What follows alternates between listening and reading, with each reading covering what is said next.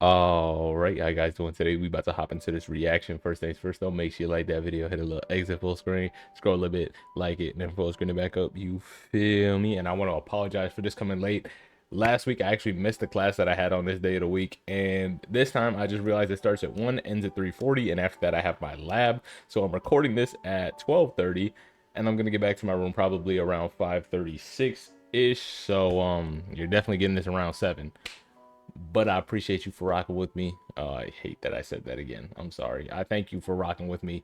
Let's get into it. So it's coming from this channel called Daily Reflection, debunking the atheistic argument against Adam and Eve. Epic response. Let's check it out. Yes, sir.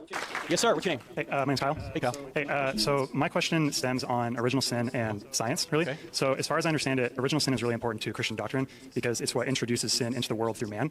Man makes that mistake, and then they can't make up for it, so then Jesus dies on the cross to save us. My question is, I took a class in college that was That science. was your first mistake. Sure.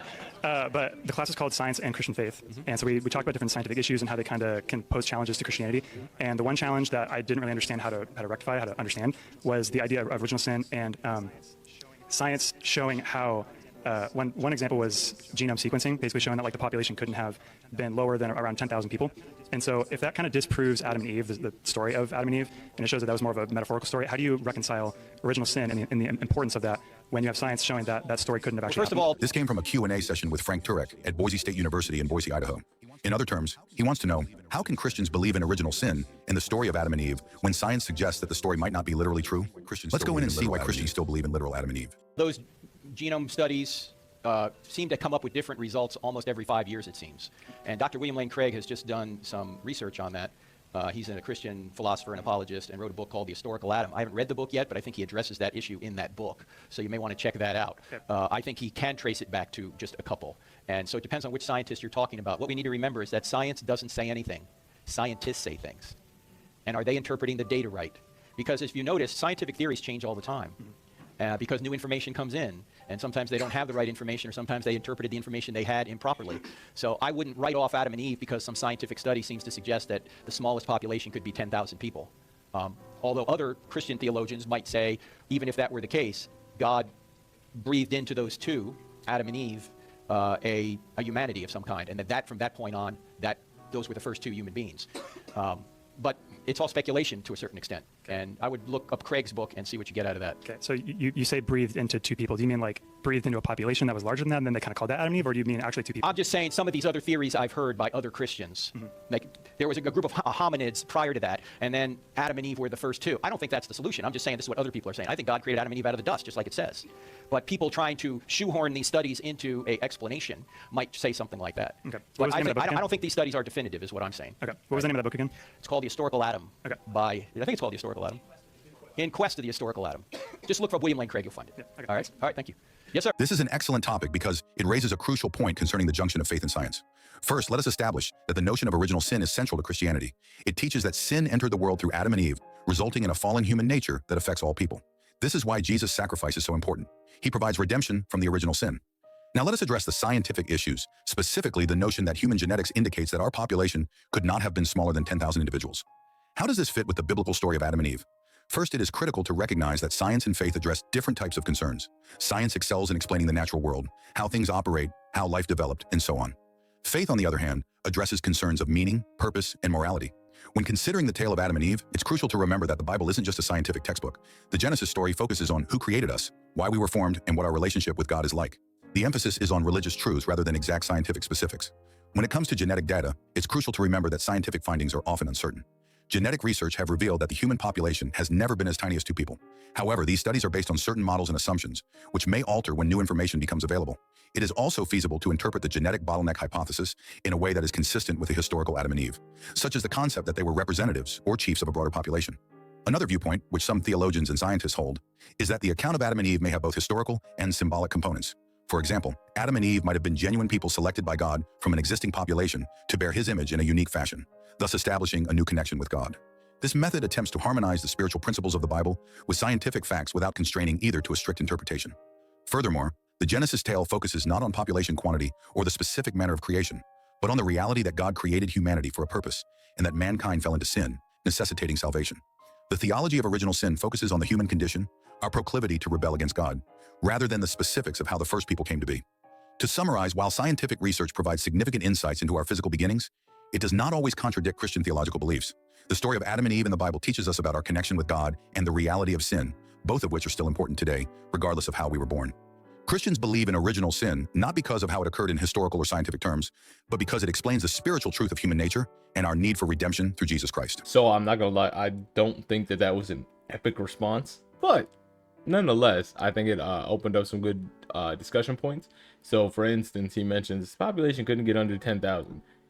And Dr. Frank Turek touched on this by saying, you know, God breathed life into them, signifying, you know, a miracle of life happened, right? What do we call birth? A miracle of life. That wasn't where I was going. But God is worthy of creating miracles. He's able to do things we cannot comprehend. In fact, it says that, you know, no eye has seen, no ear has heard, no heart has imagined the things that God has prepared for those who love him. We can't imagine what it's like having two people on earth. Plus, Adam and Eve lived to 900 years old, right? Say they're having a baby even every other year from the time that they become 18 years old, and they live to 900 plus years, right? So that's 900 years. Even if they're having a baby every other year, that's around 400 kids on the low end, right? Plus, I remember I watched this video at one point. It said that, you know, at that time there were so little people on earth that they had no choice but to intermix to create people. So inbreeding was a common thing. In fact, you see that with Noah on the ark and all these things. And even then they found it a bit wrong. But the daughter, was it Noah? No, it was Lot. Was it Lot? Yeah, it was Lot. Or where his daughters tricked him into getting drunk, then they slept with him so that they could have kids because there wasn't enough people, right? And then somebody hypothesized, I don't remember the video, I don't remember the speaker, I don't remember nothing, but he hypothesized that then after the fact, when the law was given to Moses and everything, there were so many people on the earth that God said, all right, now we're going to outlaw intermixing because there's so many people that this shouldn't be a thing, right? You shouldn't uncover your mother's nakedness, your dad, his wife, or none of that. But before that point, there were so little people that it was a necessity. But even that back to Adam and Eve, right? If they're having 400 kids, you know, that's 200 kids that can, you know what I'm saying, and let's even play it on the low end again, right? We're not saying there's an even split between men and women. Well, actually, did they just only have Cain and Abel? I don't know, but you get the point I'm trying to make, right? And that everybody was living to 700 and whatever, and they was just living till they were old, still probably having kids. I remember I used to think that God was just creating people as, you know, the main characters developed, right? So there was Adam and Eve, there's Cain and Abel. After Cain kills Abel, I was like, God just created NPC characters, right? He's creating Cain a wife just so he can, you know, multiply with somebody that's not related to him. But we don't know that that's what the case is. That's just what I used to hypothesize, and I thought it was pretty funny. I was like, you know, we got the main characters, they're going down, and then, you know, as a new main character develops, God's like, all right, here's the extra for that main character, right? Here's their co-host, essentially, and he's just creating people out of the thing, because that's what he did with Adam. He was like, he's lonely, he needs a companion, and none of these animals are fit. Boom, woman. And then God's like, hold on, made one woman that worked pretty well. They had Cain killed Abel. Okay, Abel's alone, repopulate. Here's another one, right? And he was like, that worked so well the first time, run it back, right? So I don't know. That's just what I used to hypothesize. I'll see if there's anything in the comments. A lot of the comments are saying that evolution is saying 10K humans evolved exactly the same time together.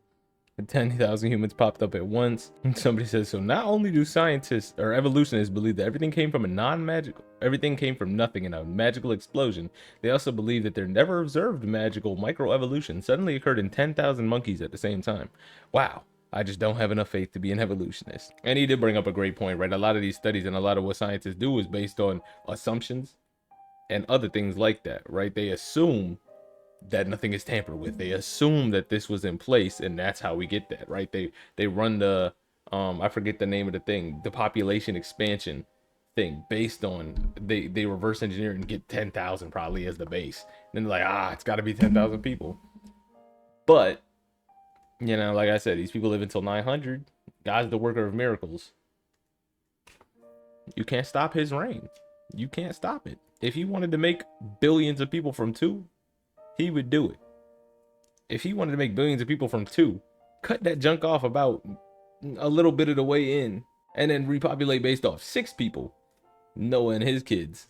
Well, Noah's kids. He could do that. And guess what? He did. All right, that's gonna be the end of the video. Hope you guys have yourselves a fantastic rest of your day. Peace.